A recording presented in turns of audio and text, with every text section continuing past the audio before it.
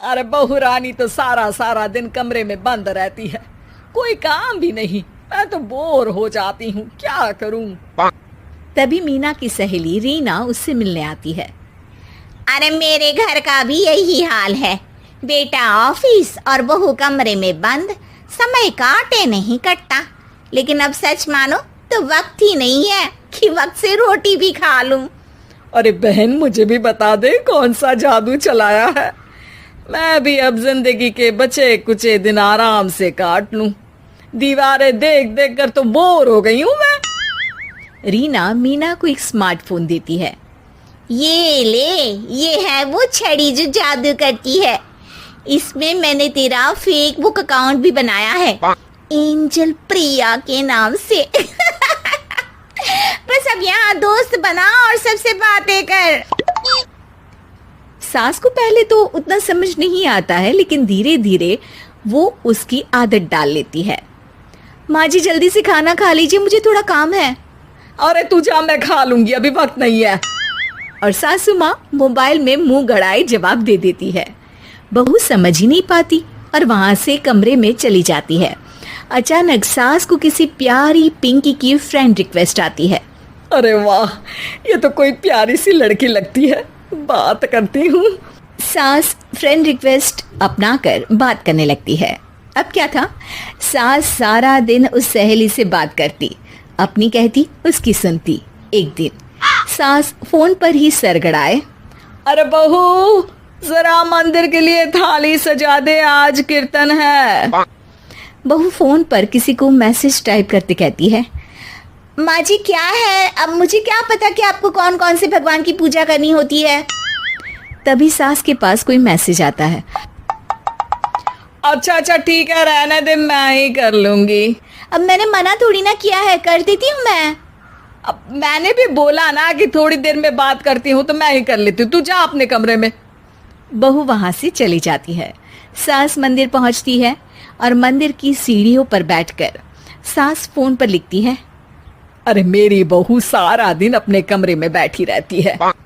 वहां से रिप्लाई आता है, मैं आपकी बहू को तो जानती नहीं हूँ, लेकिन हाँ एक बात है, हो सकता है आपने उसे ताने दिए होंगे या फिर उसका दिल दुखाया होगा। ऐसा करने पर बहुओं का मन ससुराल से हट जाता है। याद रखिए, बहू और बेटी में फर्क होता है। सास घर जाती है और बहू से बड़े ही प्यार से बात करती है, उसके लिए खाना बनाती है, उसे गिफ्ट में साड़ी भी देती है। जिसके बाद अगले दिन, माँ जी चलिए आज मैं भी आपके साथ मंदिर चलती हूँ, आते वक्त भोले भैया के गोलगप्पे खाकर आएंगे। अरे हाँ बहू, ये तो अच्छा है, चलो। सास मन में सोचती है कि उसकी फेक बुक वाली दोस्त कितनी अच्छी है। उसके समझाने से उसे उसकी बहू वापस मिल गई। वो बहू को अपनी दोस्त के बारे में बताने का सोचती है, लेकिन फिर चुप हो जाती है। बहू फोन पर टाइप करती है, मेरी सास मुझे नौकरानी समझती है, एक गिलास पानी तक खुद नहीं लेती। मन तो करता है कि बोल दूं, मैं बहू हूँ, कोई नौकरानी नहीं। वहां से रिप्लाई आता है, देखो तुम्हारी सास को तो मैं भी नहीं जानती, लेकिन वो बुजुर्ग होंगी, पूरा जीवन उन्होंने घर गृहस्थी चूल्हा चौका में निकाल दिया। और फिर तुम ये भी मत भूलो कि जिस पति पर तुमको इतना गर्व है, उसे भी शिक्षा उन्होंने ही दी है। तो जिसने तुम्हें इतना दिया, क्या तुम उनकी थोड़ी सी सेवा नहीं कर सकती। बहू भी अगले दिन से सास का सारा काम करती, उनके पैर दबाती, उनका ख्याल रखती, उनके साथ घूमने जाती।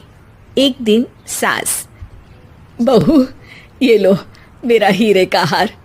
पहले तो सोचा था कि अपनी बेटी को दूंगी, लेकिन आज जब मेरे हाथ पैर में दर्द था तो तुम मेरा साथ दे रही थी।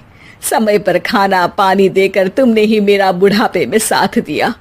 उसके हिस्से का बहुत कुछ मैं उसे दे चुकी हूँ, लेकिन ये अब तेरा। बहू तो ये देखकर खुशी से उछली जाती है।